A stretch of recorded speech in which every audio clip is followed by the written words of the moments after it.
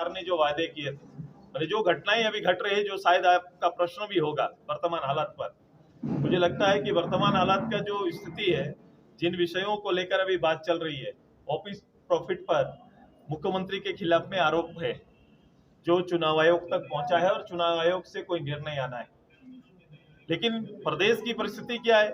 प्रदेश में राज्य सरकार ने और उनके सारे मंत्रालय के लोगों ने और झारखंड मुक्ति मोर्चा, कांग्रेस, राजद संयुक्त रूप से 28 महीना बीत जाने के बाद अपनी नाकामियों को छिपाने का एक बहाना और रास्ता ढूंढ रहे हैं।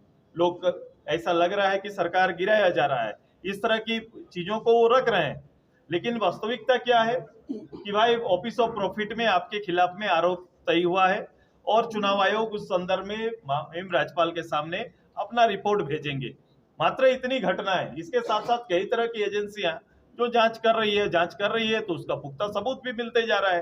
तो इन सब चीजों से ध्यान भटकाकर मूल विषय जो राज्य सरकार इस प्रदेश के अंदर 2 साल की अराजकता की स्थिति, लूट की जो स्थिति, जो यहाँ के रिसोर्स थे, रिसोर्स को पर्सनल रिसोर्स बना दिया है।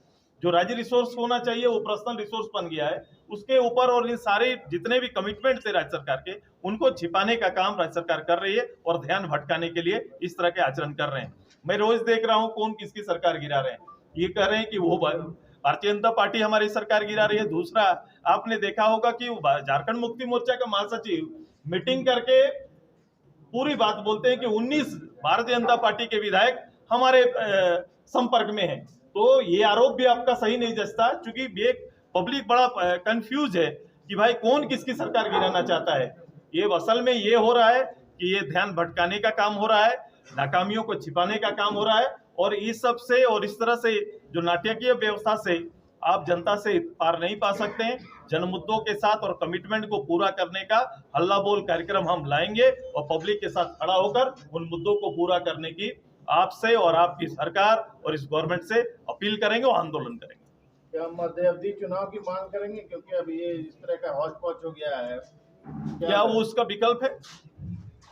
क्या मध्यवर्ती चुनाव इस माहौल का विकल्प है?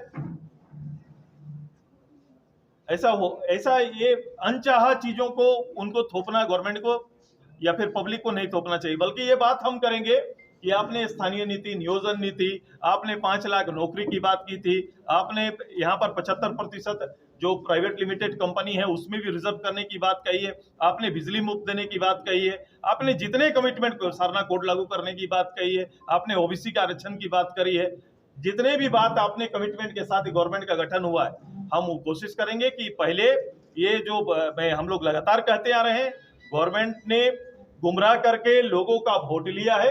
अब समय आ गया है कि गुमराह करने वाले पूरे मतदाताओं को एक साथ खड़ा करेंगे और ये साबित करेंगे कि गवर्नमेंट ने झूठा वायदा किया था। सरकार कार्यकाल पूरा करेगी? मैं भविष्यवाणी नहीं करता, सरकार के पास गिनती है। अब सरकार किसको रोकने के लिए वो सीटी बजा रही है मुझे पता नहीं। बड़ा विचित्र स्थिति कि वो खूंटी का यात्रा, कभी कहीं का यात्रा कर रहे हैं और सीटी बजा के किनको अपील कर रहे हैं मैं नहीं जानता। लेकिन राज्य में अगर ऐसी परिस्थिति आती है कि बीजेपी को सरकार बनाना पड़े, मौका मिले, तो क्या ये कयास पर हम अभी चर्चा नहीं करेंगे, वर्तमान हालात पर हम चर्चा करेंगे। हालात कौन बना रहा है और किस लिए हालात बन रहा है, गंभीर चार्ज लगे हैं, उसको दूसरे रूप से प्रस्तुत करने की कोशिश हो रही है। आज इसको पिकनिक पॉलिटिक्स को कैसे देखती है? मैंने कहा तो वो दिख रहा है, राज्य के लीडर सिटी से संदेश दे रहे हैं। लेकिन भाजपा के सांसद जो जिस तरीके से ट्वीट करते हैं, चुनाव आयोग की बातें वो सार्वजनिक करते हैं ट्वीट के माध्यम से, कोई बिना आदेश निकले हुए नहीं, इस पर बोलने का अधिकार है। पॉलिटिकल वार होना चाहिए, पॉलिटिकल बहस हो, लेकिन उसके लिए पूरे राज्य का काम बंद हो जाए, मंत्रालय बंद हो जाए, लोग काम ना करे, ऐसा स्थिति तो नहीं होना चाहिए। लगातार परेड करवाई जा रही है, जलाकर मार दिया गया रिम्स में, आज उसकी सुबह मौत हो गई। इस पर सारे लोग, यहाँ तक कि सभी पॉलिटिकल पार्टी, सरकार में लोग जिम्मेदार हैं, लेकिन कोई भी पॉलिटिकल पार्टी में तक बयान नहीं है, लोग खामोश हैं। नहीं, ये मैंने कहा अराजकता इसलिए कह रहा हूं कि जब शासन अपना काम नहीं करेगा, जो दायित्व में बैठे हुए पदाधिकारी अपना काम नहीं करेंगे, जो मुख्यमंत्री अपने दायित्व का निर्वहन नहीं करेंगे, मंत्री अपना काम नहीं करेंगे और सारा का ध्यान किसी और केंद्रित कर देंगे, तो ये अच्छी बात, अच्छी पहल नहीं है। ये राज्य के साथ धोखा है, राज्य के लोगों के साथ धोखा हो रहा है। धन्यवाद।